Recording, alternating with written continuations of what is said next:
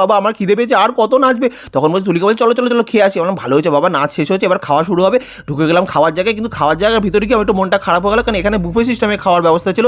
আমি একটু বসে খেতেই বেশি ভালো হয়, কিন্তু এত খিদে পেয়েছে যা আছে তাই খাবো আজকে, এই ভেবে চলে গেলাম। প্রথমে প্লেটটা নিলাম আর তারপরে চলে গেলাম কড়াইশুটির কচুরি রয়েছে, ওখানে স্টাফ পোটাটো রয়েছে। স্টাফ পোটাটো না আমি কোনোদিন আগে খাইনি, তোমরা কারা কারা খেয়েছো একটু কমেন্ট করে জানি তো কেমন লাগে খেতে। তুলিকা তো সুন্দর করে নিল, তার আগে একটা স্টার্টার নিল, মাছের একটা কিছু আইটেম ছিল যেটা ভেঙে খাওয়ার পর বলছে হেভি নাকি খেতে, ভিতরে মাছে একদম ঠাসাঠাসি করে ভর্তি ছিল আর গরম গরম ছিল, হেভি লাগছিল খেতে। তুলিকা তো মজা করে খেয়ে যাচ্ছে, আমার তো জিভ দিয়ে জল পড়ছে। তারপর কড়াইশুটি কচুরির সাথে স্টাফ পোটাটো মিশিয়ে নিয়ে তুলিকা মুখে দিয়ে চালাম, কি গো কেমন লাগছে? বলে দাঁড়াও আগে খাই।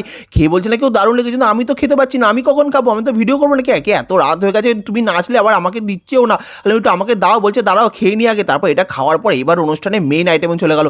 এখানে ছিল পোলাও, ছিল মাটন। পোলাও আর মাটনের কম্বিনেশনটা মানে স্বর্গ, বাঙালি এটা পেলে আর কিচ্ছু চায় না। আর সত্যি বলছি আমরা এর আগে অনেক বিয়ে বাড়ি গেছি, অনেক জায়গায় খেয়েছি পোলাও মাটন, কিন্তু এখানকার রান্নাটা